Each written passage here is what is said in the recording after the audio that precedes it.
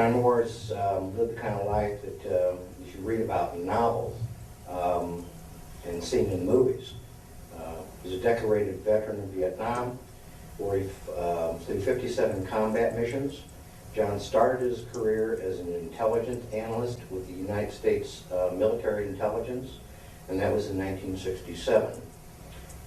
His 3-year tour of duty with military intelligence included a year in the United States Army Special Forces with the Green Berets.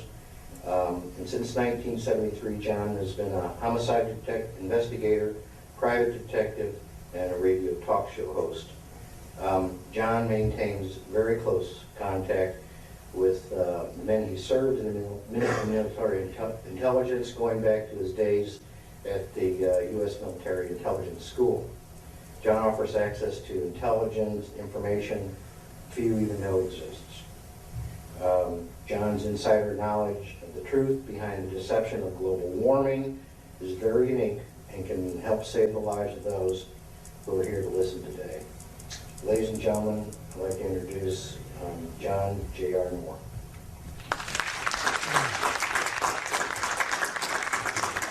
Thank you, Jim. Good morning, ladies and gentlemen. It's good to see you. We've got a lot to cover today. We have a limited amount of time. What you'll be hearing in this presentation is a very compact version of what's taking me literally 27, 28 years to learn. I've interviewed dozens of people, read thousands of pages of books, watched a number of documentaries, and still get new information every week on this topic of global warming from my confidential sources. This topic, as far as the U.S. government is concerned, is one of the most highly classified matters that the government deals with. Highly classified and highly compartmentalized. People will sometimes flippantly say, well, an organization like the federal government of the United States can't keep secrets. Well, I assure you that they can keep secrets. Absolutely they can. The example I use is the Manhattan Project. The Manhattan Project was the project to build atomic weapons in World War II. Literally, tens of thousands of people, including my father and my grandfather, both worked on the Manhattan Project. Very few of those people had a clue what they were doing. My father and my grandfather were plumbers, and they worked down in Oak Ridge, Tennessee on the Manhattan Project. Yes, indeed, the government can keep secrets. And this matter of the truth behind global warming is one of the most important secrets that they have. The first thing I'll ask you this question. Would the federal government of the United States of America lie to you? That's the response I expect. Laughter. Of course they would. And they have for decades. Because of what I do and what I do professionally, I interact with people involved with law enforcement, including the FBI. I was working on a project with a couple of FBI agents, and we're having lunch one day, and we'd gotten to know each other a little bit. And I thought, well, I'll ask this guy the question, what happened with John Kennedy when he was shot? Now, the man I was asking this was not just a run-of-the-mill FBI agent. He was a supervisory level FBI agent within a few years of retirement. He's now retired. And I kind of put him in a box because if he told everything he knew, he was jeopardizing his career and his pension. But if he said, John, the Warren report was exactly accurate, then I would know that he was a nutcase, because nobody believes the Warren report.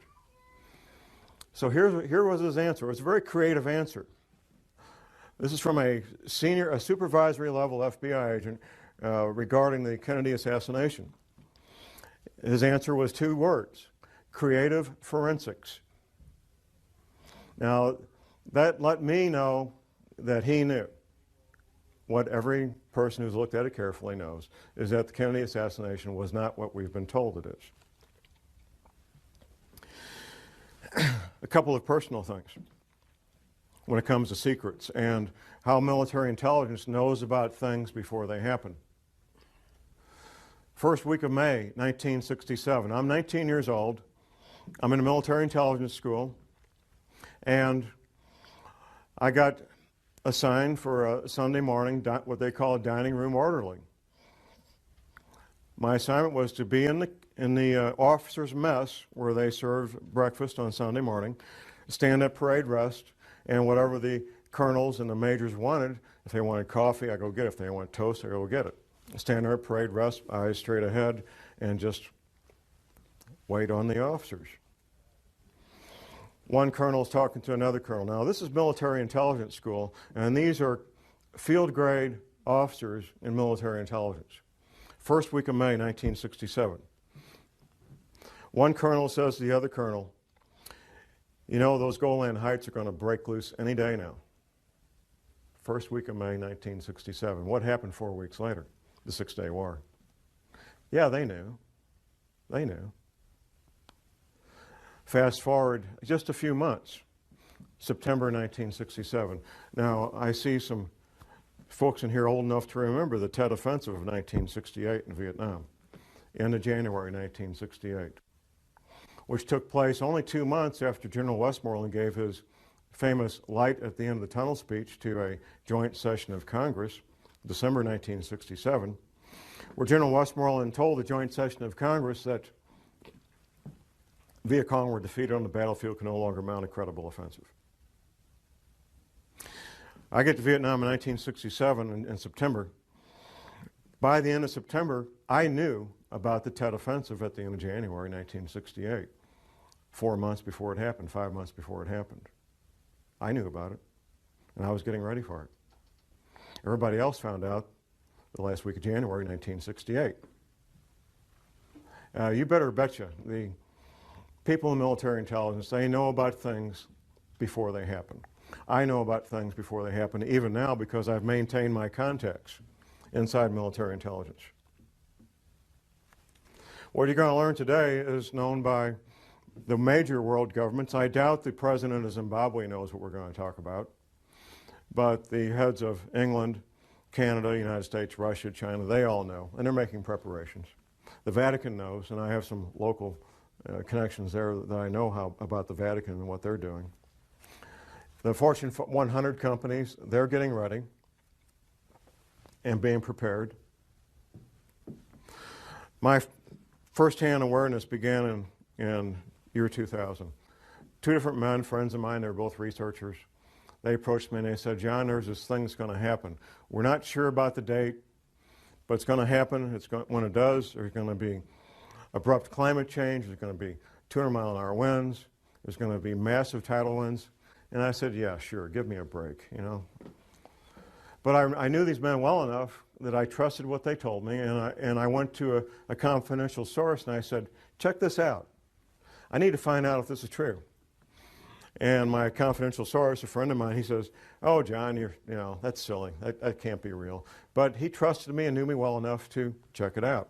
He gets back with me a few weeks later, and he says, John, it's exactly what you said it is. It's coming, it's going to hit us hard. And there's going to be 200-mile-an-hour winds. And there's going to be massive tidal waves and earthquakes and all the things that you said. That was in the summer of 2000. Here we are 9 years later. Today being March the 29th, 2008. My research has continued. I've continued to develop my sources and put the whole thing together so I can make this presentation.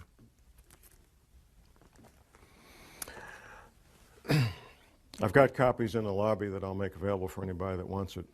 It's the Department of Defense study done by a private think tank about abrupt climate change.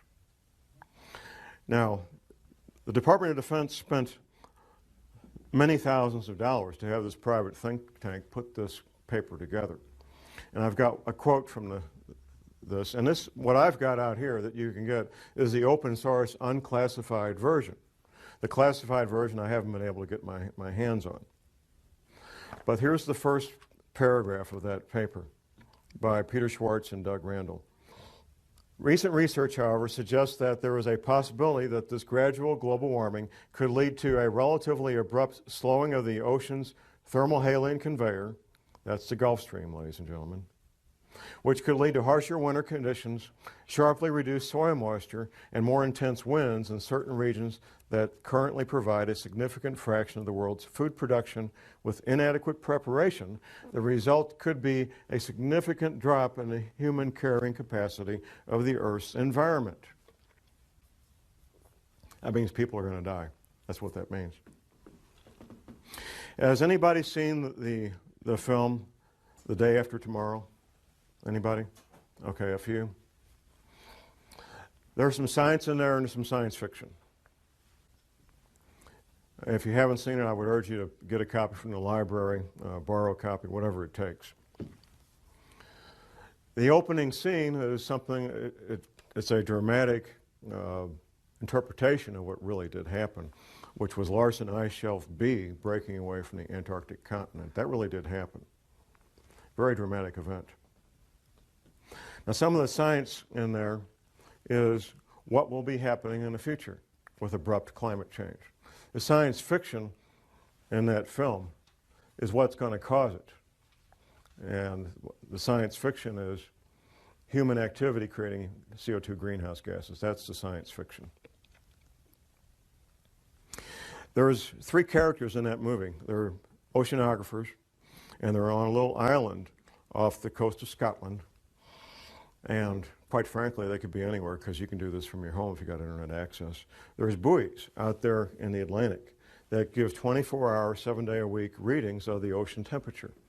And anybody can do this any place. You don't need to be on a little island off the coast of Scotland.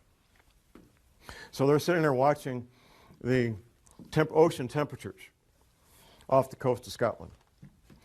And then there's a dramatic drop in temperature on one buoy, then another buoy, and so forth. And what they're watching is the North Atlantic thermal hailing conveyor, which is also called the Gulf Stream. From my private sources, I know that in real life, not in Hollywood films, but in real life, PhD oceanographers, 24 hours a day, 7 days a week, are actually doing that on both sides of the Atlantic, and they're very, very concerned. Just a couple of years ago, there was an announcement in November of 2005 that the Gulf Stream had slowed down by 30%. My private sources tell me it's been more than that. Now here's the deal. You look at a map of the world and you've got England, Ireland, and Scotland here, and you got Moscow here. They're both the same distance from the North Pole. They're both the same distance from the North Pole. England, Ireland, Scotland, and Moscow. What's the difference? I mean, they rarely see any serious snow in England, Ireland, and Scotland. They don't have furnaces like we do because it doesn't get to be 10 degrees.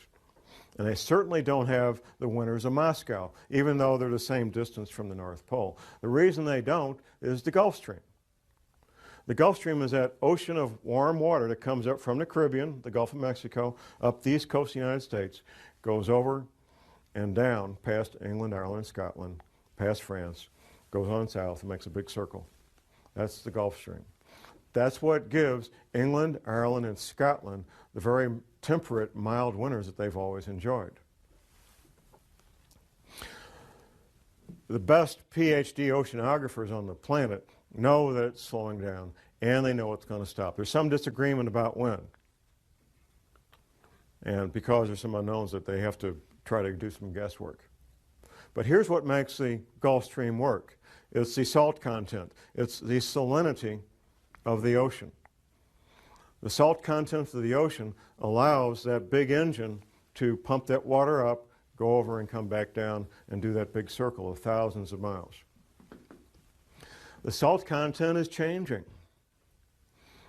because of melting freshwater ice in Greenland and melting freshwater ice in the Antarctic. Now, the melting ice at the North Pole doesn't make any difference because that's floating salt water. So it doesn't make any difference. When it doesn't change the sea levels, it doesn't change the salinity of the ocean. This fresh water being introduced into the ocean is reducing the salinity of the ocean.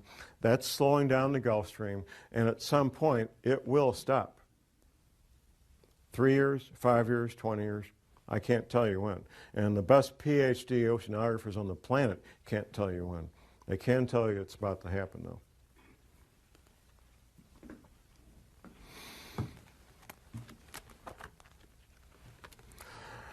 And of course, that brings abrupt climate change. What does that mean? Well, it means they have to turn their furnaces up a little bit higher in England, Ireland, Scotland. I wish it was that simple.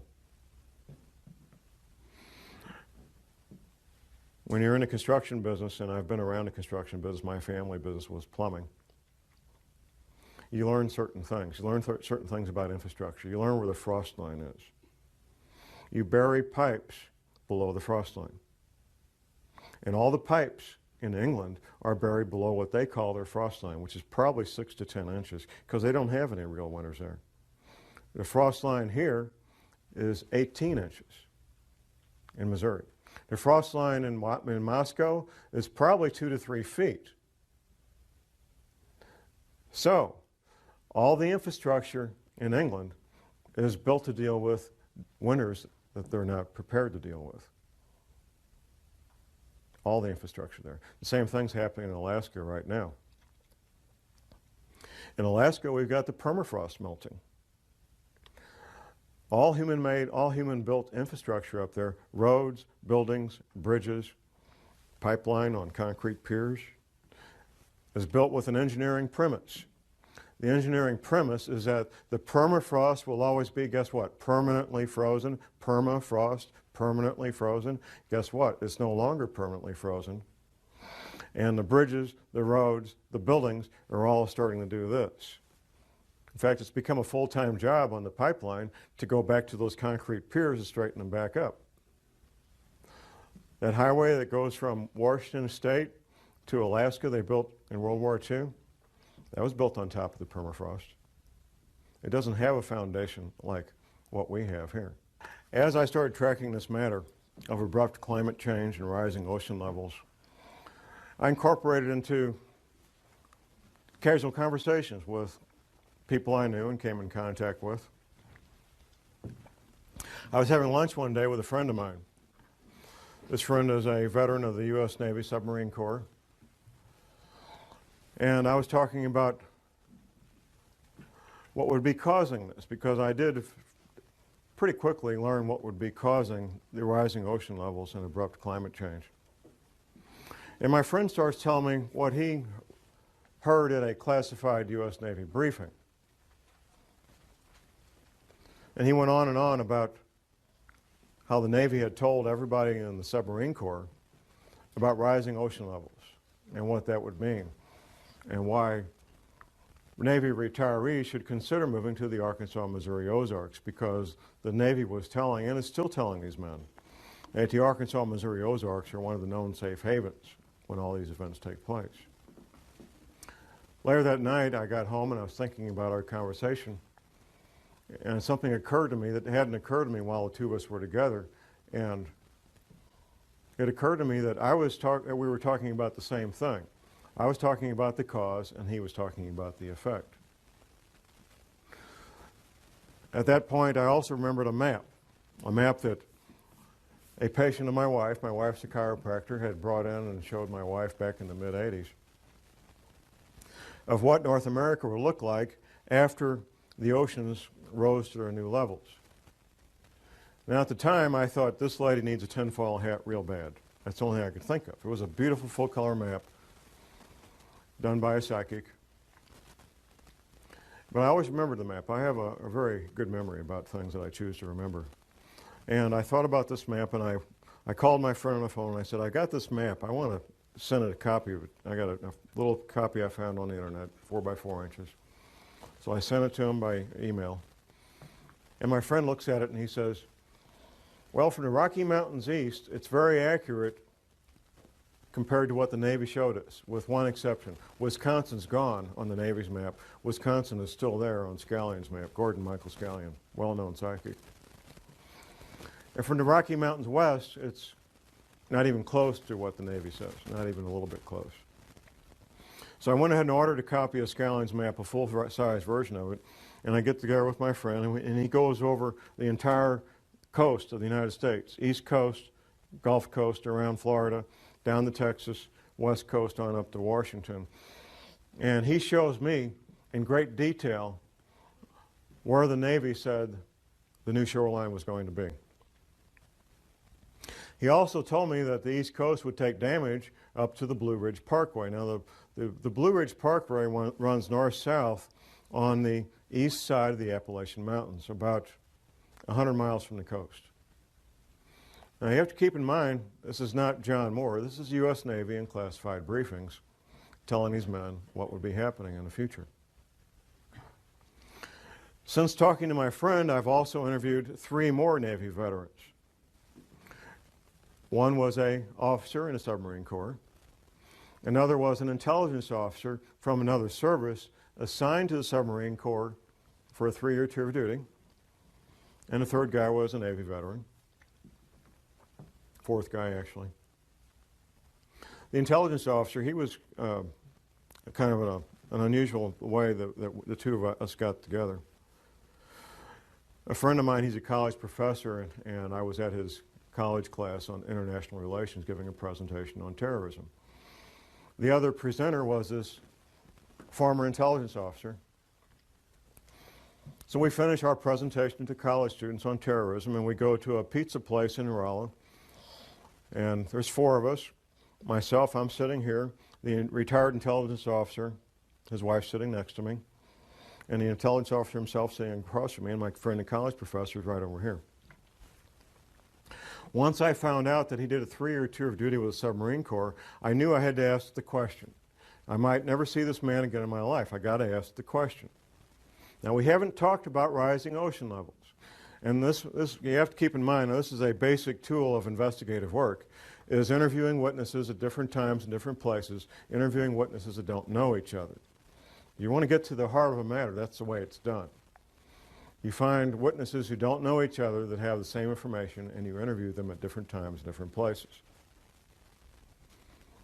So I asked him, tell me what you know about rising ocean levels. His wife sitting next to me, before he can even speak up, his wife sitting next to me says the following. We were on our last duty assignment, and we were at the Pentagon. Now, we've been all over the planet, typical military family, and we had to pick a place to retire. We chose the Arkansas, Missouri Ozarks because of rising ocean levels. I had my answer. I had my answer. We talked about that a little bit more. A few weeks later, I made a lunch appointment with him, and I brought the map with me that I'd revised after going over it with the first submarine veteran. I brought it with me. We met at Steak and Shake, had lunch, and I had him revise the map even further, getting a few more details in there. The third submarine veteran, retired submarine officer, he's one of my pistol students. We had lunch and we talked, and he says, John, I signed these non-disclosure agreements. If I tell you what I know, I could lose my pension. I have to be out 5 years before I can tell what I know about rising ocean levels. I've only been out 3 years. I said, well, can you blink your eyes once for yes and twice for no? Then you won't be talking. He says, yeah, I can do that.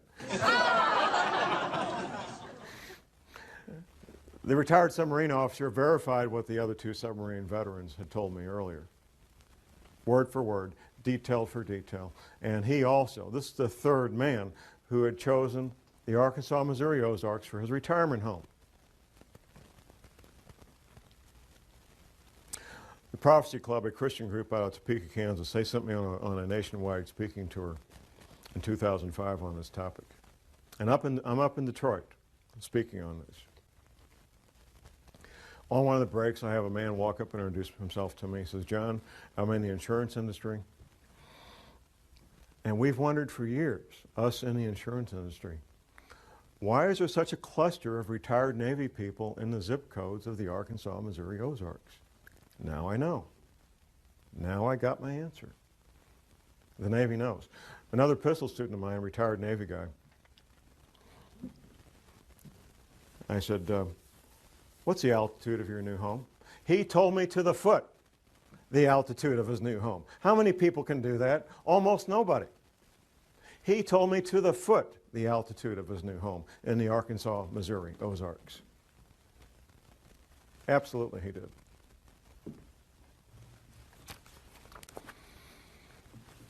How many planets are there in our solar system?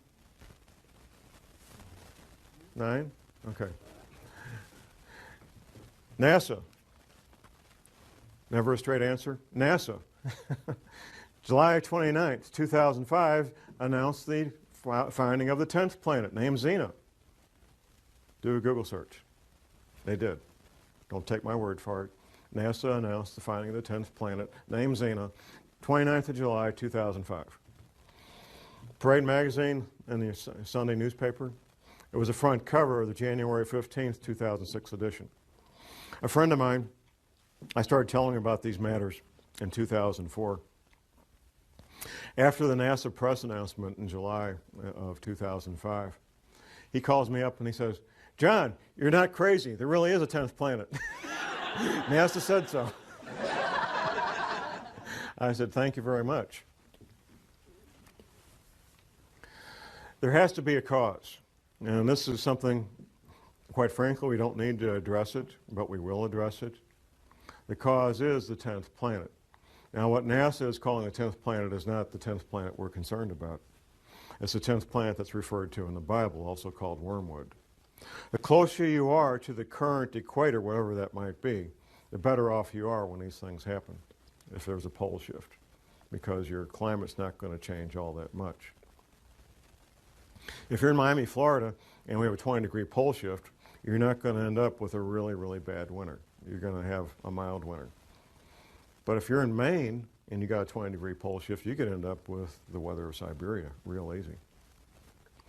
And when this 10th planet comes through our solar system every 3,600 years, it just causes severe problems on our planet. Interacting with the Earth electrically and with gravity both. The back of your paper, no need for panic, there is a number of books cited that you can get from the library or purchase from different authors that talk in great detail about these planetary matters. Professor James McCanning, who is a credentialed scientist, has written a number of books on this. He's a real astrophysical scientist, and he knows about this stuff. I'm a private detective and a researcher. I'm not a scientist. But I can tell you what the scientists say, because I've read their books. And I can tell you what Dr.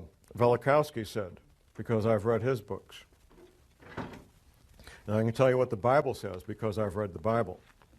And all these things are true, and all these things are in the process of happening right now.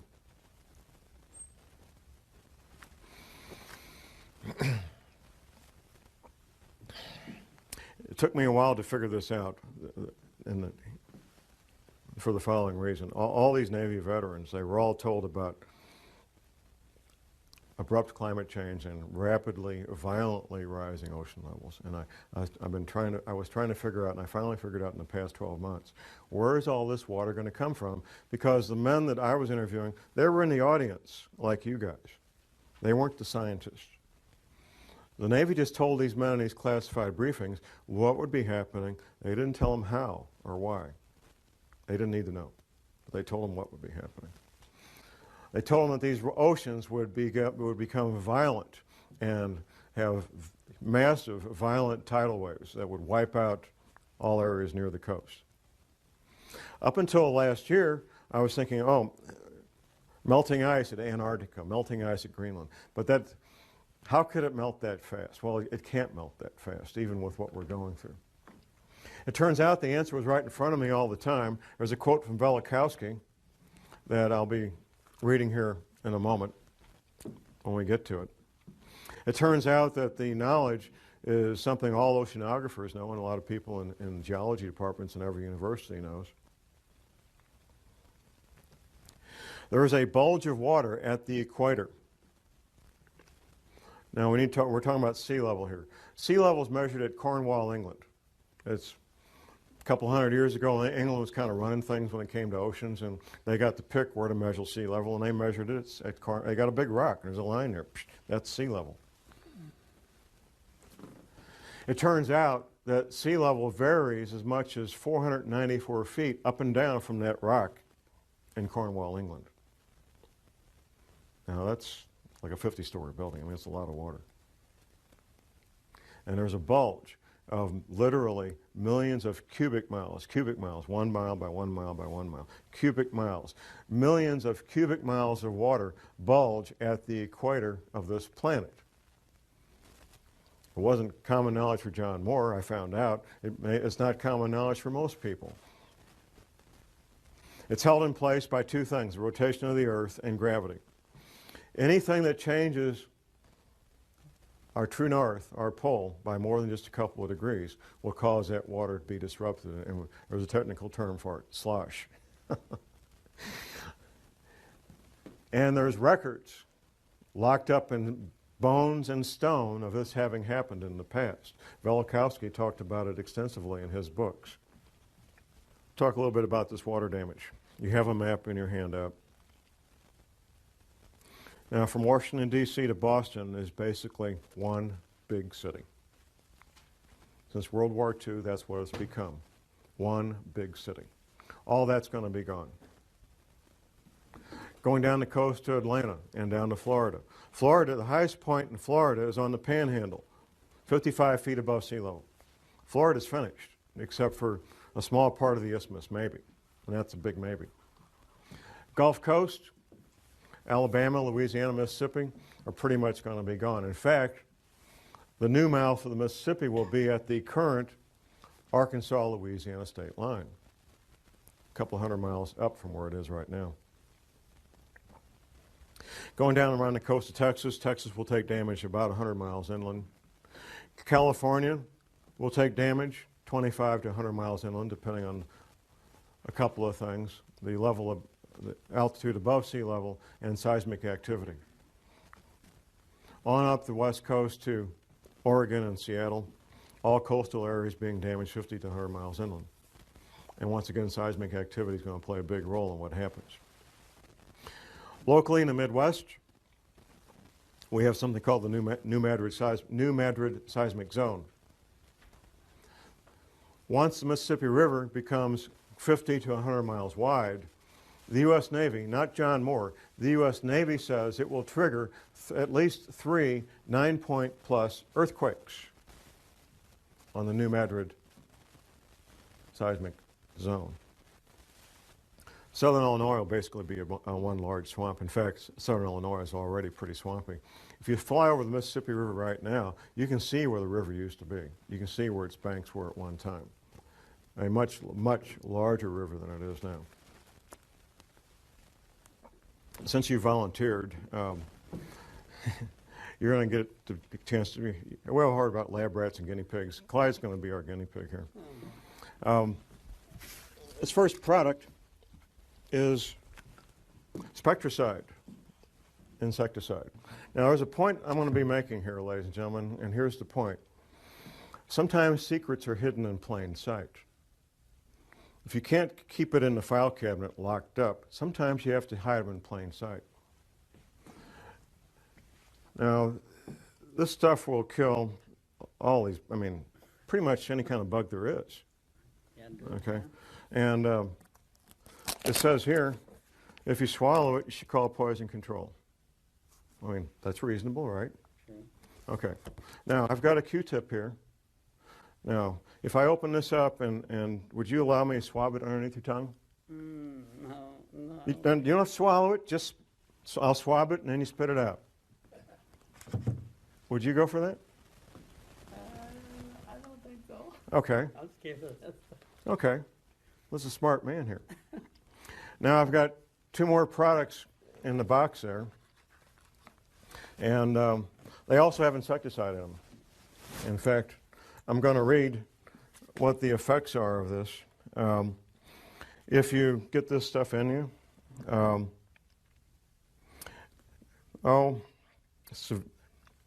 death, nausea, vomiting, abdominal distress, diarrhea, stupor, weakness, muscular weakness, tremors, convulsions, respiratory cardiac failure. Now, I'll make the same offer to you, Clyde. These 2 products here that have this insecticide on it. Just a little swab underneath the tongue. I think I'll pass. You pass on that? Okay. Now, these... I don't trust medicines. Well, this isn't medicine. This is, Well, this, I meant some of the stuff is, now it says right on here, just like the insecticide, it says if you swallow the product, that you should call poison control. Because, in fact, this insecticide and this product, they can't sell it as a separate product as insecticide anymore. It's too dangerous. It used to be. I mean, 40 years ago, they would sell it in pure form for insecticide, but it's too dangerous to even let loose in the environment anymore. But here's the two products right here, Colgate and Crest. yeah, fluoride. Yeah. Sodium fluoride is one of the most hazardous, one of the most dangerous substances known to man. And it says right on the box, right here, that if you swallow it, you should call poison control. That if you swallow it, you should call poison control. That if you swallow it, you should... Well, what about a little swab under the tongue? Yeah, You already told me you wouldn't do it. no, they get into your system. There's lots, especially for children, there's lots of medications that it says put under the tongue. Because that mucous membrane instantly puts it in your bloodstream. Instantly. Hiding in plain sight, that's the point. Thank you, Clyde. And here's your copy of your book. If I can get it without knocking off everything here. Thank you, sir. We appreciate your help. John. Hiding things in plain sight, that's the point. If you can't keep it locked up in secret, you hide it in plain sight. Colgate and Crest, there's probably more of that toothpaste sold than any two brands in the country.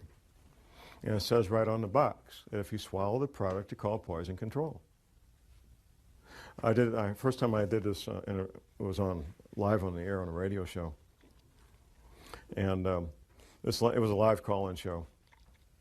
This lady calls in about a half hour after I made this little presentation. And she says, John, I went to my medicine cabinet, and it says right on the tube, just like you said, call poison control if you swallow it. Here's a couple of things that are hiding in plain sight to make this point. We've all heard the Catholic Church and the Vatican. Of course, the Vatican and the Catholic Church is a country. A lot of people don't think about it, but it is a country. They have their own postage stamps, for example. The Vatican also has, maybe I should use past tense, they had a library open every working day for centuries, up until July of 2007. Now Rome is, 80, 100 miles from the ocean, from the Mediterranean Sea, but it's not very high above sea level. In July of 2007, the Vatican announced that they were closing the Vatican Library. It had not been closed in centuries. Hiding it in plain sight. The reason they gave, the publicly stated reason, was that we have a structural problem in this building and we got to correct that. We're going to shut down the library. It will be reopened in 2010. By 2010, ladies and gentlemen, it will be someplace else. In fact, it's probably already in the process of being moved. Here's another example of something being hidden in plain sight. I know we have most people in this audience either have internet access or know somebody that does. You put this in Google, CIA in Denver. CIA in Denver, in Google. And you'll find that public announcements from the CIA going back into 2007 that they're moving their entire domestic division from Langley, Virginia, which is about 85 feet above sea level, to Denver, Colorado. Now, the first publicly stated reason was kind of silly, and they got tired of being laughed at, so they stopped stating that. I'll tell you what that is in a moment. What they're saying right now is, quote unquote, for operational reasons. That's the publicly stated reason now. The original reason, we want to break up the old boy network that's been in place for so many decades in the CIA so things will run better. Nobody believed that. That was just too silly. My contacts inside the CIA said, John, we're just scratching our heads. And that's before they got my information. We don't know why we're being moved. They're not telling us. They're not telling us. They're just saying, if you want your career and you want your pension, pack your bags and go to Denver. Otherwise, your career is toast. EPA, our friends. Now, a lot of people make fun of the EPA and hate the EPA, but like most government agencies, most of the people that work there are good men and women with good intentions, including a lot of scientists. The EPA had a library, past tense, until 2007. The library contained the largest collection of cross-referenced, important term, cross-referenced articles and manuscripts on man-made compounds and biological agents in the English language. In 2007, it was closed. The EPA library was closed, and it was a number of different locations around the country, closed to even EPA scientists could not access it. Anybody see Al Gore's film, An Inconvenient Truth? Okay, once again, I encourage people to watch this movie. There's some science in there, there's some science fiction. The science is about what will happen in the future, abrupt climate change and rising ocean levels. The science fiction is what's causing it. It's not man-made greenhouse gases, like he says. That's a distraction. And that tactic was decided on many, many years ago, sometime in the late 70s, early 80s, that they would use that as the pretext to keep people thinking things are going to be okay. The science leaves out something, and the science fiction adds something. Al Gore gives a timeline for when these events are going to happen. Abrupt climate change and rising ocean levels. The timeline that Al Gore gives in his movie is the same timeline that the federal government gives out through the NASA Goddard Space Flight Institute. Say that fast 10 times. The NASA Goddard Space Flight Institute, which the Queen, Her Majesty, visited last spring when she was in this country, by the way, because she's got taking a sudden interest in science. Jim Hansen is the director of the NASA Goddard Space Flight Institute, and the timeline he puts out and the timeline Al Gore puts out is the exact same timeline, and here it is. It's kind of clever what they did in the movie, the way they said it. But in 2016, things will start to get bad, abrupt climate change and rising ocean levels. And then about 2050, things will really get bad, abrupt climate change and rising ocean levels. Exact same timeline put out by the federal government through NASA. NASA is part of the military, by the way. If you notice these space flight shuttles go up, captain this, lieutenant that, colonel, I mean, it's the military. It's always been the military. That's the official timeline put up by the federal government. Now, the real timeline. I found out through my confidential sources what the real timeline is, and I found out why they're doing what they're doing right now, moving the CIA from Langley, Virginia to Denver right now. These relocations, which you could call evacuations, are ongoing right now, due to be complete in December of 2009, about 21 months. They're due to have everybody who's part of continuity of government planning. It's not all federal employees. If you work for Health and Human Services, you're toast. There's no place waiting for you in Denver. People in the intelligence agencies, people in certain parts of the military, not all the military. The scientists, the engineers, the doctors that they want to have in these shelters when everything breaks loose. That's who's being relocated, that's who's being sent to these shelters. These shelters are literally hundreds of millions of your tax dollars where people can live and work and have hot showers and pizzas and video movies for years without ever leaving the place and be quite comfortable. There's other things that could be happening in the next couple of years. Those of us who research these matters and share these concerns, we all know that there's multiple agendas proceeding forward, and that what we sometimes refer to as a New World Order, which will be basically corporations running everything, banks and corporations, they fully expect to come out on the other side of this intact. A fellow radio talk show host from my station, he lives down in northwest Arkansas, not far from Walmart headquarters. He says, John, I get plain brown envelopes with no return address sent to me from people that work inside there at middle and upper management levels, giving blueprints of the shelters that Walmart's built for their people. They expect to come out on this. Another friend of mine was working with a Catholic group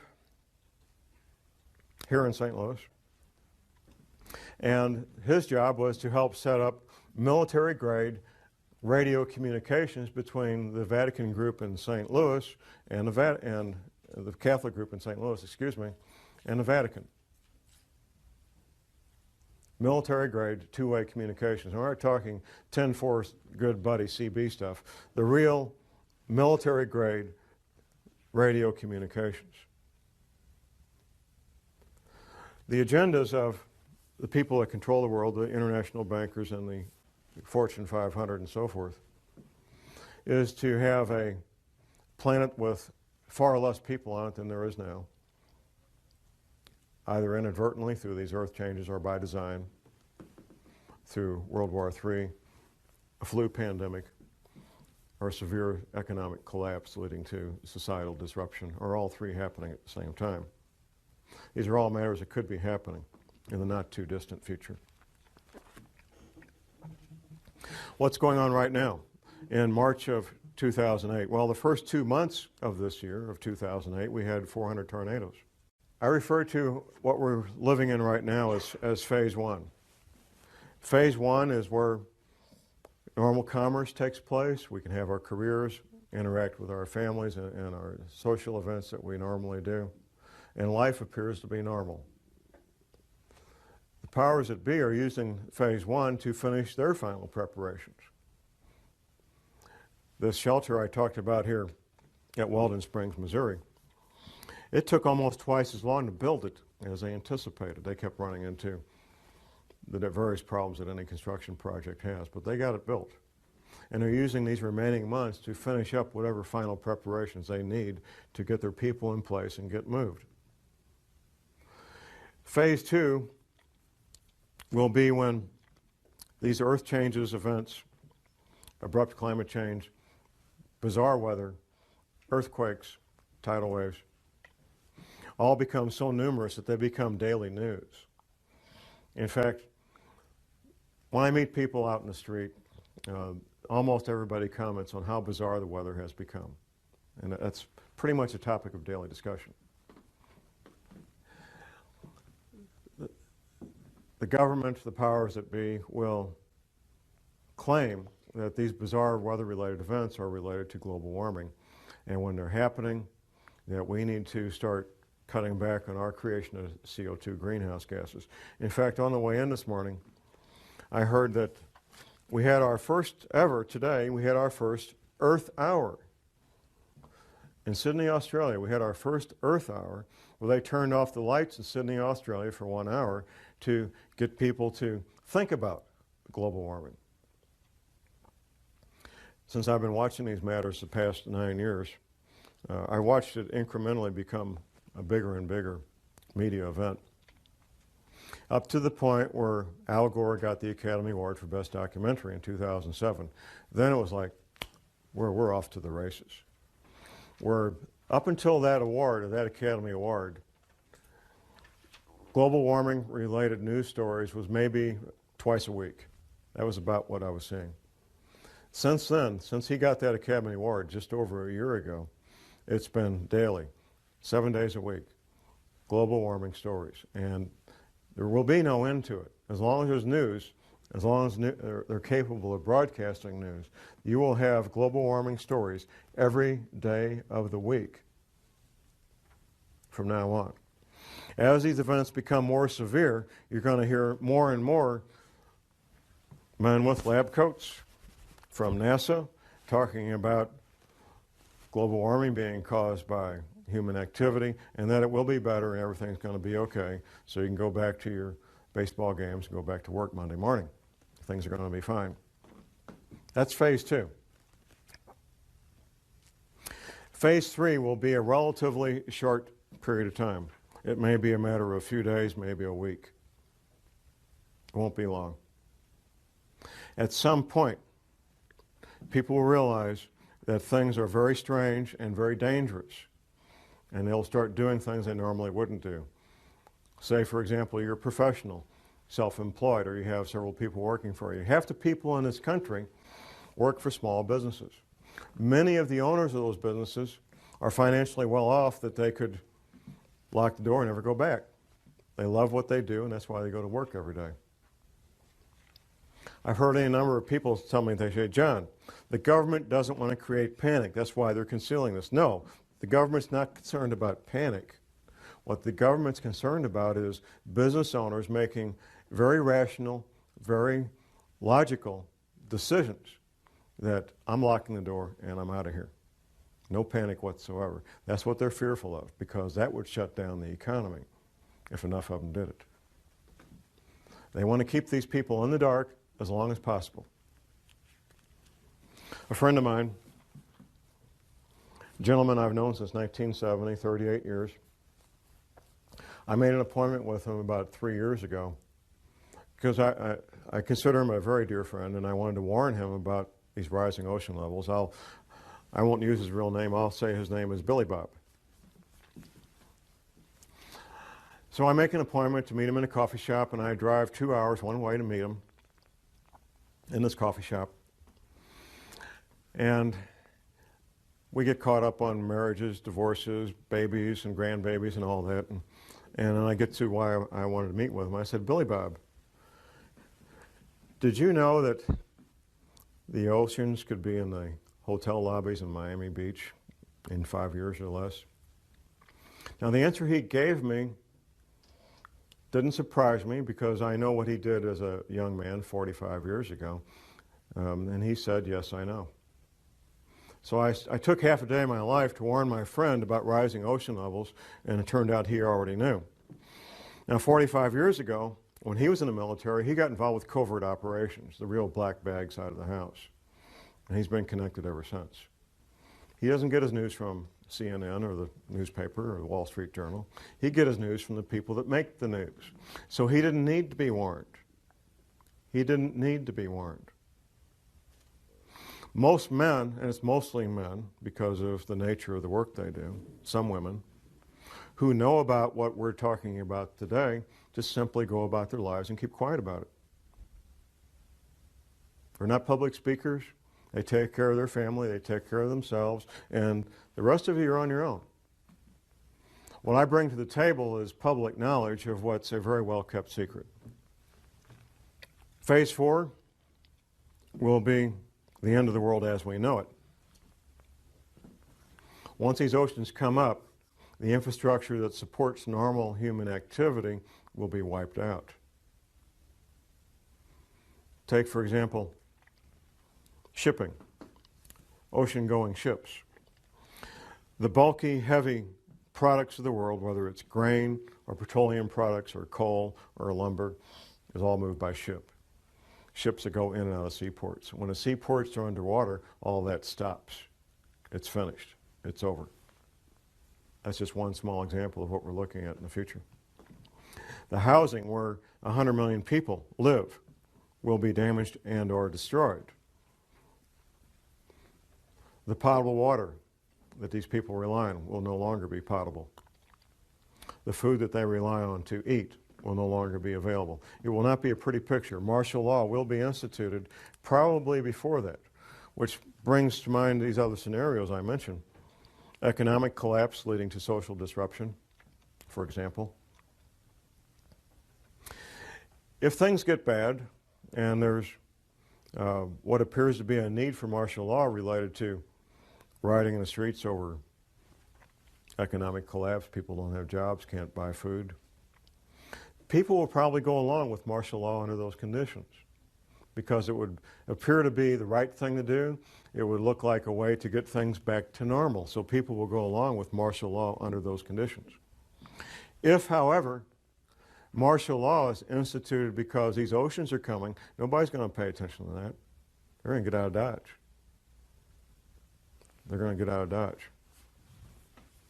They're going to be gone. And martial law or no martial law, they're going to be gone. If martial law is instituted and there's a lockdown before that, then we'll have a better chance of maintaining martial law. I've lived under martial law for a year in Vietnam. What are you looking at? You're looking at curfews. The curfew could be from 10 o'clock at night to 6 a.m. The curfew could be 24 hours a day. They're under 24-hour curfew right now in parts of Iraq, I understand. Restrictions of sales of firearms, ammunition, and alcohol. Rationing of fuel, rationing of food, potable water rationing, possibly rationing of electricity. We've seen that in Iraq a lot, depending on what's going on. Martial law is not a fun thing to be part of or live under, even if you're part of the occupying force, because it changes your life. Got some interesting questions that we'll go through one at a time here. It was pointed out to me that I talked about the evacuation timeline, but didn't talk about the timeline about when things would be happening. The original evacuation timeline was to be complete December 2010. Now, when you're moving literally tens of thousands of people, their spouses, their children, their pets, their household items, it's no small thing. It's a massive logistical problem. And one of the problems the government has is that this object, this 10th planet, has been acting like a comet, and it's coming up from the south, which is why we can't see it. It's coming up from the southern hemisphere, from the South Pole. It's been speeding up and slowing down. That's what a comet does. So when it gets a tail and starts interacting electrically with our sun, it starts speeding up and slowing down. Well, they discovered they had to move up everything to be complete by 2009, by the end of 2009. It's not a specific date as in March the 1st or July the 10th or anything like that. It's not a specific date. It's a time frame. The time frame is 2010. That's the time frame. That's why 2012 is a distraction. Those of us who were involved with the preparations for Y2K, who were observing and watching what was going on, we noticed that almost nobody did anything until 1998. And then in 1999, when most people did something, whether it was buy a case of bottled water or whatever it might have been, or extensive preparations, that was done in 1999. The government knows this as well. So that's why they've pushed these dates on us of 2012 and then later in the century, because they want to distract people. There was a question about Weldon Springs possibly being a prison. That's one of the more frequently heard comments in the metropolitan St. Louis area. Is that what they built underground there as a prison? Well, I've been to many prisons professionally, interviewing people incarcerated in various prisons. And you don't build prisons underground. It's way too expensive. Underground construction is 2 to 4 times as expensive as above ground construction. You don't build prisons underground. And everything at Weldon Springs is underground, so I assure you it's not a prison. The Navy says, as far as ocean levels, the Navy says these oceans will come up over a period of about 30 days. Once these events get in motion, these water levels, these oceans, these tsunamis, tidal waves will take place over a period of about 1 month. There was a question about the United Nations Biodiversity Project in the Ozarks and wildlands programs and different things. There's lots of agendas overlapping and seemingly at odds, but not necessarily at odds once you look at them more carefully. The powers that be want Africa, for example, to be a continent with almost no people to pretty much become their playground where they can recreate and observe the animals in the wild. And it's rapidly headed that direction between disease and war. Any place where people can survive and live independently, they want to control it. That's, in my opinion, the reason behind all the attention being given to the Ozarks and these United Nations biodiversity projects that they got going on.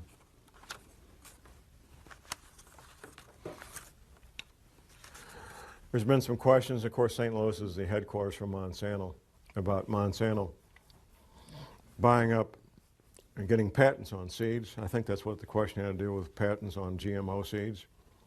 And they do. There has been farmers prosecuted, not prosecuted criminally, but sued civilly for inadvertently having genetically modified seeds blow into their fields, and they inadvertently have plants growing that they didn't buy the seeds for. It's a pretty crazy thing. Altitude. The Navy says that everything 100 feet sea level and below will be completely destroyed. The Navy says everything at 400 feet and below is at risk of being damaged and or destroyed. But there's more to this. There's how close you are to densely populated areas. Now, the Appalachian Mountains, for example, in North Carolina and so forth, would be highly desirable places to be if it wasn't for being so close to literally tens of million people who are going to be hungry and without potable water and without electricity. That's what makes those areas undesirable, even though they will be safe in terms of geology and rising ocean levels. There was a question about money and keeping money and so forth. If you're watching what's going on with the dollar, now this is March of 2008, you might be watching this video a year from now, 6 months from now.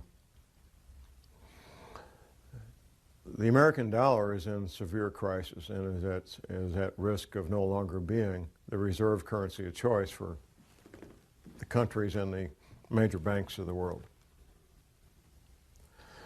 Dollars, if you call dollars money, you would be well advised to maybe be looking at something else for money to store up value for future use, possibly gold coins, possibly silver coins, to store up a lot of value in a compact area, compact space. Before, however, I would get gold coins or silver coins, I think I would look at other aspects of preparedness, and that's why I want to focus on the final part of this presentation is preparedness. On my radio show, I told my audience in the summer of '06 that I would no longer focus on the geopolitical matters. I'm with Republic Broadcasting, and they have a number of excellent talk show hosts that talk about the geopolitical matters nationally and internationally all the time quite well. That John Moore would focus on preparedness. So let's look at the stepping stones, the building blocks of preparedness. First of all, and most important, is spiritual preparedness. I'm not ashamed to admit that I am a born-again, Bible-believing Christian. I know from interviewing and studying what happened in World War II that our American POWs who were incarcerated in POW camps in World War II, our American POWs who had strong spiritual beliefs, were far more likely to survive what went on in these POW camps than those who did not. Eating the same food, having the same medical attention, doing the same work, wearing the same clothes, living in the same buildings. Those who had a strong spiritual foundation were far more likely to survive those conditions. We know that for a fact. It's not my job to tell you what your spiritual beliefs should be. My job is to tell you need to have strong spiritual beliefs, whatever that might be for you. Next comes skills. And there's a lot of skills I'm going to advocate. I'm going to look at my list here so I don't miss any of my list of skills. And I'm going to come back and read you what Dr. Velikowski wrote about what might happen. The skills of a farmer, a gardener. You will be growing your own food. The skills of a paramedic. Now we get so used to, if somebody gets injured, we dial 911, and in a few minutes there's a wonderful shiny ambulance with these highly trained technicians that got all the stuff they need to save life. In a future where things no longer work like we're used to, you're going to be your own paramedic, or you're going to sit there and watch your loved one bleed to death from a chainsaw accident or whatever it might be.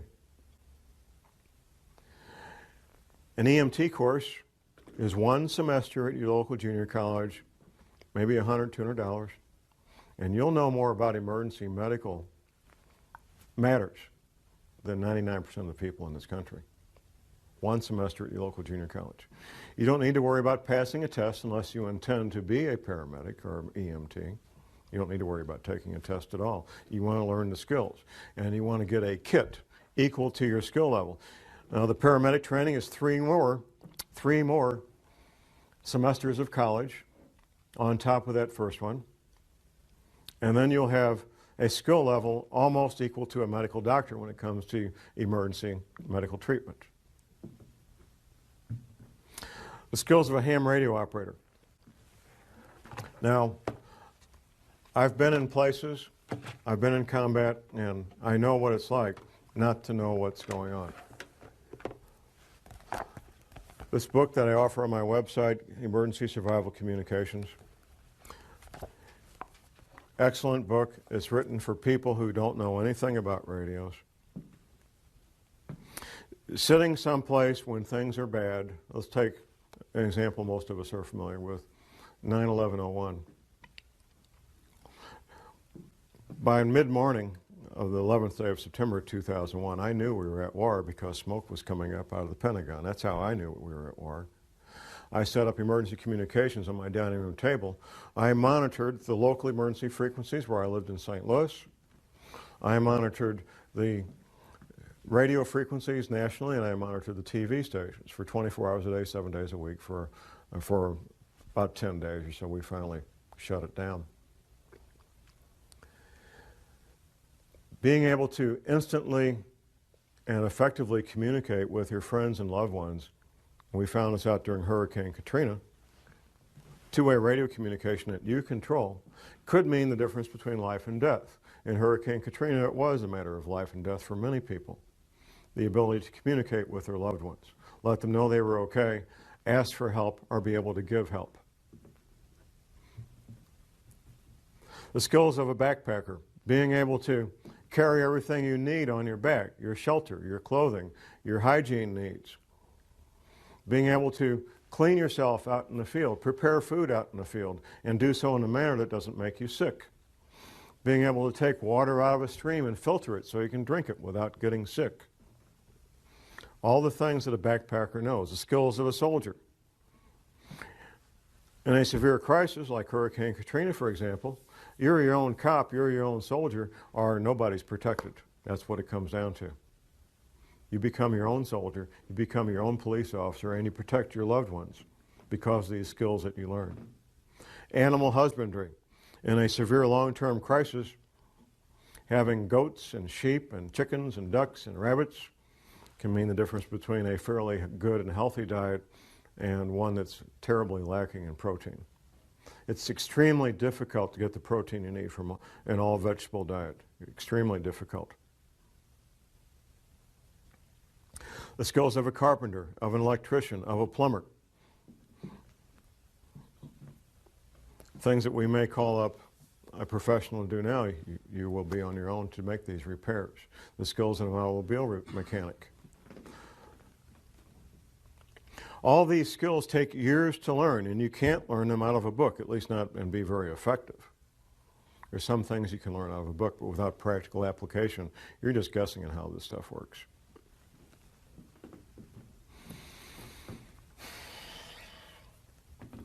Where do you live? I've had a number of questions during our breaks about where safe areas are. The Arkansas, Missouri, and Ozarks are one of the known safe havens. That's basically the bottom third of Missouri, not counting the Boot Heel, and the top third of Arkansas, not counting northeast Arkansas, that flat area where they grow rice. That's not considered part of the Ozarks. It has Altitude, it's well above sea level, averaging 800 to 1,000 feet above sea level, some places a little lower, some places a little higher. A moderate winter, at least for the time being. I hope that continues. Good growing season as a consequence of that. Plenty of water, no shortage of water at all. And distance between where you will be and major metropolitan areas. The two largest metropolitan areas being being St. Louis and Kansas City. A friend of mine, one of the submarine veterans, lives in Mountain Home, Arkansas, very near the Missouri border. He says, John, we have all these people from Chicago moving down here. All these Chicago cops. Maybe they know something, huh? If you're choosing a place to live and thrive during a severe long-term crisis in the Ozarks, you may think, well, myself and my spouse, we can do this. Then I remind people who are considering that of the number 168. 168 hours in a week, and in a severe long-term crisis, somebody's going to have to be awake 168 hours a week. Because no people can do that, I suggest that at least 6 adults come together and decide to shelter as a group. I also suggest that people have at least a 2-year supply of food. Professor McCanney, in one of his books, his 60-page pamphlet about surviving Planet X, he mentions the possible future need, to establish a new calendar. It goes something like this. If there would be a pole shift, it would change the seasons, it would change the calendar. In fact, within recorded history, the calendar has changed from 360 days to 365 days. This has happened in the past. If it changes more than 3 or 4 weeks, though, here's what could happen. You could plant your seeds at the wrong time. If you plant your seeds at the wrong time and you can't go to the grocery store to get food, this could be a life-threatening situation.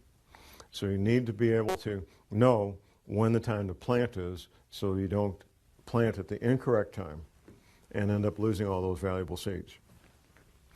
That brings to mind another matter that's in plain sight, the seed banks that are being built. There's some notoriety earlier this year in 2008 about the seed bank opening up in Norway. As close to the Arctic Circle as you can get and still have what might be considered normal human activity built into the side of a mountain. A seed bank where they can store all the seeds from all the plants on the planet, apparently. So they're hiding that in plain sight. Now I need to go back to Dr. Velikovsky's quote here. Dr. Velikovsky was a medical doctor, and he wrote several books about these matters. And he was hammered on mercilessly. One of the things Dr. Velikovsky did was reconcile calendars, like when you reconcile your checkbook. And it's the nature of professionals in all professions not to talk to people who don't do what they do. You know, lawyers typically don't talk to doctors, and archaeologists who study Egypt don't talk to archaeologists who study China.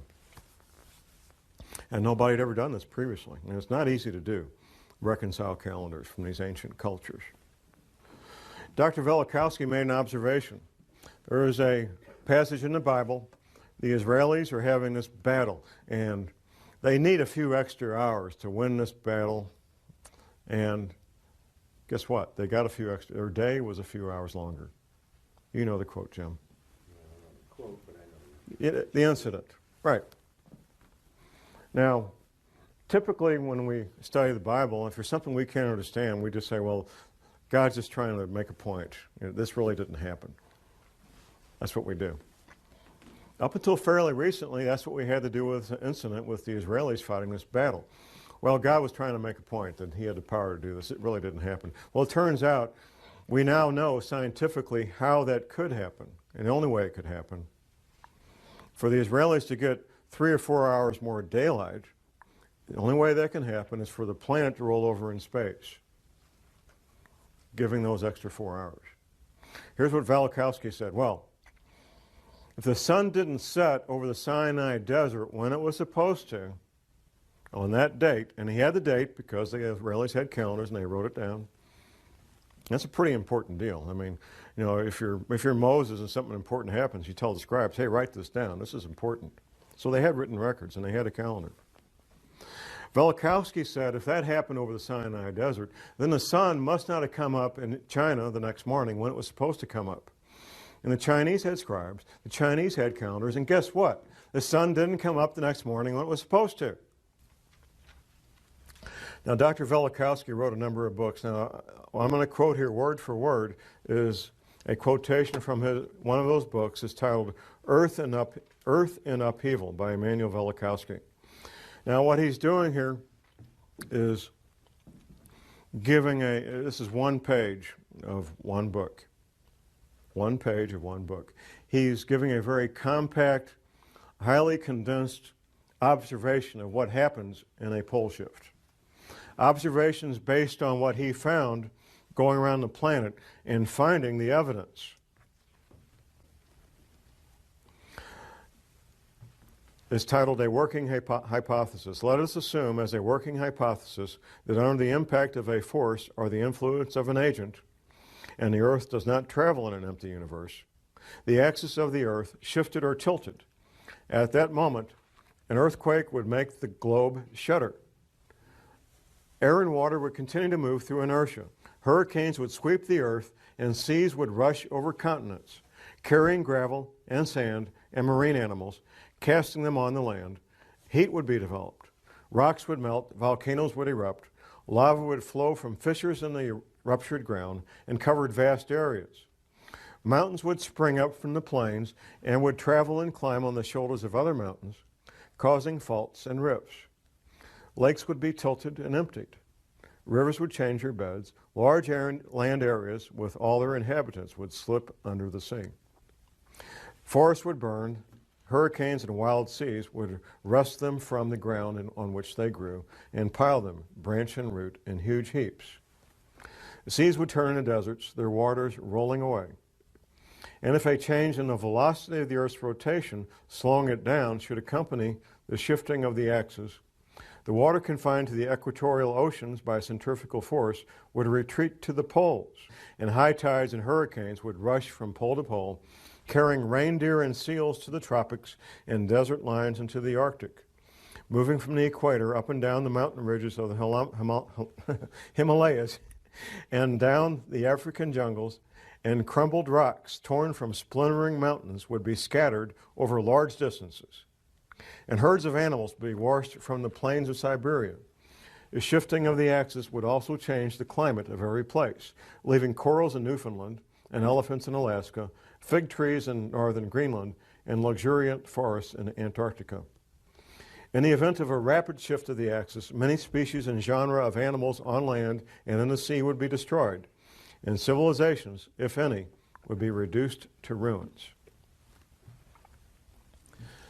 It paints a pretty bleak picture, and hopefully that won't be what we're in for. I can't stand here and prognosticate exactly what we're in for. I can tell you for a fact that the federal government has been spending hundreds of millions of your tax dollars getting ready for this since at least 1979, at least. That the Fortune 100 companies, or at least many of them, I don't know which ones, but many of them know about this. The major governments know about this and are making preparations. China and Russia both know about this and they're taking what precautions they think are important and need to be done.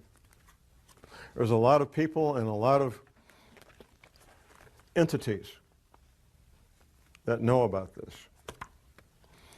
Now, the 2 DVD sets I've got out there talk a lot about preparation in the general sense of the word.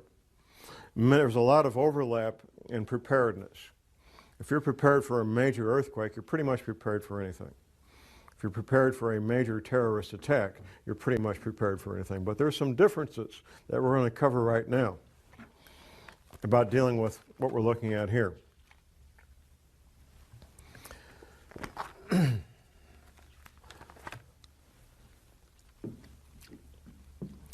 Anybody ever watch Little House on the Prairie, Michael Landon? Okay. Okay. Life on the Kansas prairies in the 1880s, 1890s. In the 1880s, 1890s, we had a complete working infrastructure in this country where goods and services were produced and delivered. Commerce took place. We had a postal system. We had law enforcement. We had the military. We had medical care. Bulk goods were produced and delivered and transported, none of which used internal combustion engines. None of it. None of it. No internal combustion engines. It was all people power, animal power, and steam power. That's what made that infrastructure work. Well, ladies and gentlemen, we may be going back to the 1880s and all that infrastructure is gone. Steam engines are pretty much in museums and not available to the rest of us to use, although I'm working on that. Horses, there's a lot of horses around, most of them for pleasure use, not many would be used to or are suitable for pulling heavy wagons, although I guess they could be adapted for that. And what wagons do we have? That whole infrastructure of cargo wagons pulled by horses is pretty much in museums too. Sailboats, bicycles, steam-powered cars, steam-powered boats, steam-powered tractors. That's what we'd be looking at eventually. On my website, you'll see steam engines built by Mike Brown. And I'm working with another manufacturer who's doing something nobody's ever done that we're aware of, and that's fabricate complete steam electric generating sets mounted on a flatbed or an enclosed trailer where it's all one package. So if you have wood or anything that burns, and if you have a little bit of water, you can have electricity. And that's a nice thing. Electricity is a good thing. And trying to operate communications equipment without electricity simply isn't going to happen, not very effectively anyway. There are some crank-up receivers that you can get, which I have a couple of them myself. Steam power is the way large amounts of electricity have always been generated. A lot of people don't know this, but this young lady might know here, but a nuclear submarine is a steamboat. An aircraft carrier is a steamboat. A nuclear power plant is a steam-generating power plant. That's the way large amounts of energy have always been made, because of the incredible torque and energy you get from expanding steam. So that's hopefully will be available soon, where people can get access to steam energy and steam engines. We already are building it right now. Is because they're going to need it. The reason they're going to need it is because existing infrastructure that moves heavy, bulky goods is going to be broken, damaged, and destroyed. Right now, that part of the country, by the way, is grain country. Corn, soybeans, and wheat. It's the most productive farmland on the planet. There's nothing else that even comes close. Those heavy, bulky items, corn, wheat, and soybeans, a lot of it's moved right now by trains and by barge, river barge. Well, if the train rails are disrupted and broken, if the rivers are 50 miles wide, you don't have locks and dams on rivers 50 miles wide. They're going to have another way to move the heavy, bulky items through this country, and that's why they're building it. They're building it because they're going to need it. That's why they're building it. They're building it because they're going to need it. They're going to need it because existing infrastructure is going to be broken, damaged, and destroyed. I want to talk a little bit more about communications because it is so essential, and I have to keep coming back to this. Using professional-grade two-way radios is not like picking up your cell phone. It isn't. There's things you have to learn and things you have to know if you want to use and be effective with professional-grade two-way radio communications. A lot of people are hesitant to get one more government authority in their back pocket, and I don't blame you. I don't like to do that either. You don't need to become a licensed ham radio operator to get the skills of a licensed ham radio operator. The skills are what you need. The little card that says you can talk legally, it's nice to have, but it's not mandatory. I urge people to get those skills and to find people who have those skills to network with them and get the training necessary so you can get the equipment and be effective and be able to talk to your loved ones, and they can tell you they're okay, you can tell them you're okay, and one can ask the other for help if and when you may need that help.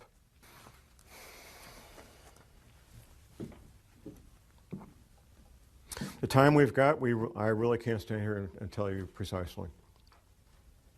Do we have 21 months? I hope so. As far as Earth changes being severe, we probably do. In terms of other potential crises, there may be timelines and dates marked on calendars, but they haven't told me. This economy is in severe trouble. One of the foundational parts of our economy is major banks loaning money to other major banks. That's not happening. That's pretty much stopped if you've been paying attention. Tax-free municipal bonds, the place you park money for widows and orphans. AAA-rated tax-free municipal bonds, rated by Moody's. People don't trust the AAA rating anymore. Cities wanting to build new water projects, roads, sewers, whatever it might be, are having to offer 17 and 18% interest to get people to buy their tax-free municipal bonds. And they aren't doing it. They can't afford to pay that kind of interest and build new infrastructure in that manner. They simply can't do it. There's a lot of foundational things about our economy that are at severe, severe risk right now in March of 2008. The apparent solution is to create more money, which will make the crisis longer and worse, but that has been the decision, and they're going to stick to it. They're not going to change that decision. My advice to people is to focus on the local, focus on what you can do to help protect your family and your loved ones. I get people calling me on the radio, on my radio show all the time, asking about little hints here and there about what will help make their family safer. Should I move here? Should I move there? Well, you folks need to make your own decision about what's going to be safe for you. I'm not going to make that decision for you. Even if you bring me in as a private consultant, I won't make that decision for you. I will tell you what the possibilities are. I will tell you what to look out for, and then the decision is up to you as to what you'll be doing, how you will do it, why you will do it, how much money you're going to spend. Under normal conditions, under normal circumstances, it takes about a year from the first time you say, Mr. Contractor, I want to make an appointment with you, until he hands you the key that you can move into your new home.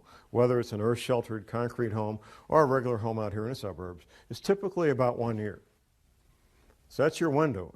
And after that, no matter how much money you've got, it will be very, very difficult to get anything done in less than a year. Granted, money talks. That's an old saying, and there's a lot of truth to it. I know some of these contractors that specialize in these monolithic concrete domes and earth-sheltered homes, and they typically have a backlog of 6 to 8 months of homes to build, because there aren't that many of them doing. Point being, ladies and gentlemen, whenever you folks are out there watching us tape in the future, if you have the financial resources and want to build something, you need to figure on about 12 months from the time you make that first call until the time the contractor hands you the keys and you're ready to move in. There's websites on the handout there, no need for panic, listed at the back. Mr. Rawls, the author of the book I mentioned, he has a website, Survival Blog, and we're going to include some of these websites on the tape here at the end so people can watch them. Survivalblog.com. Excellent website. I highly recommend it. The radio station that I'm on, Republic Broadcasting, has a number of talk show hosts that deal with all kinds of topics. The man on the show before mine on Sunday evening, Sunday afternoon, focuses on preparedness. We have other talk show hosts to talk a lot about health-related topics and, of course, the geopolitical matters. There's a lot of education you can get from listening to talk radio. And I urge people to get as much education as they can in the time that remains. There is a story, and I'm not sure if it's true or not that it matters. And shortly after John Kennedy came to office, he got a private audience with the Pope. And that's publicly documented and well known. It's believed that the Pope revealed some secrets to President Kennedy at that meeting. Because when President Kennedy came back, he started implementing executive orders that had to do with preparedness. Of course, at the time, we were just coming out of the Cold War, and people thought it was Cold War related. Made sense at the time. The Vatican and the Vatican Library has records going back millennia, literally millennia. There's a belief, and it's based on some evidence, and we've all heard this story, about the ancient library at Alexandria, Egypt, and how the Romans burned that library. There's some evidence that when the Roman government did that they took all the valuable stuff, the books on engineering, mathematics, medicine, they took all that back to Rome. And what they burned to heat the Roman baths for months was the books that nobody cared about, old tax records and a bunch of stuff that have been laying around for centuries, literally. They burned that stuff up.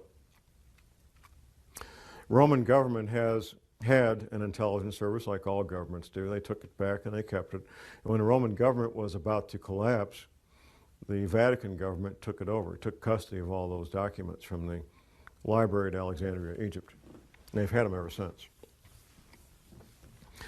They've known, because they've had the records, what was coming at us, both from the Bible and from other written records of other cultures.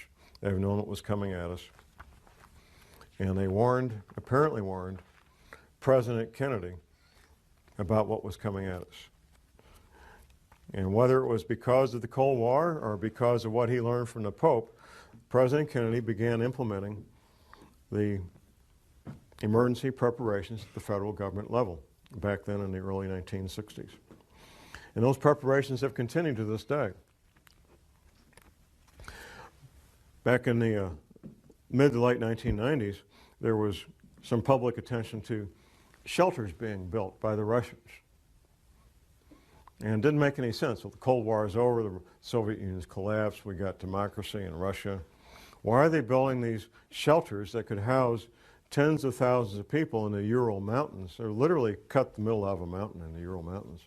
Why are they doing that now? It didn't make any sense. Well, now it makes sense. They need to shelter their people too. It's the nature of any large organization to want to take care of their own people. And the Russians, of course, are doing that as well. Talk about the Chinese a little bit. The maps I've seen of what Asia will look like after these ocean levels come up show China losing a substantial part of their agricultural land, the land that they grow food on to feed more than 1 billion people. They're still going to want to do that, even though they've lost all that land. There's a very good possibility, and once again it's backed up by evidence. A friend of mine who's still active in the military, he got on a Black Hawk helicopter at MacDill Air Force Base. This is very recently, the last 3 or 4 years. Flew across the Gulf of Mexico to Mexico, to the country of Mexico, and got off the Black Hawk helicopter at a Russian military base in Mexico. My same friend, when he was in Bosnia, he was liaison with Spetsnaz, the Russian special forces. And he says, John, these guys, they speak English with a neutral Midwestern accent, they train with American uniforms, and they brag about confiscating firearms in Bosnia as practice for what they'll be doing in the United States. There is evidence that both Russia and China fully intend to invade the United States and capture the heartland, the grain-growing area. The grain-growing area will be largely unaffected by these earth changes unless Yellowstone blows its top, which that would take out about 1/4 of it, more or less.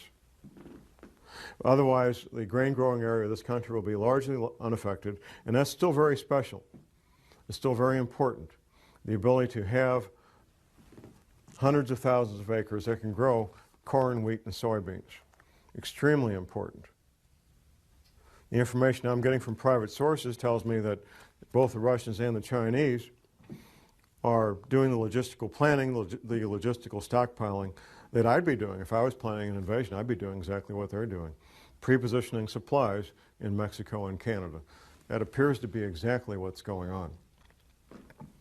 As we all learned from watching the first Gulf War, it took a better part of a year to move in all the logistical things that we needed to fight a war, and then about a month to cycle the men in these large transport planes. So that's what they're doing, ladies and gentlemen, based on the information that I'm getting from my private sources. I don't know what else I can tell you.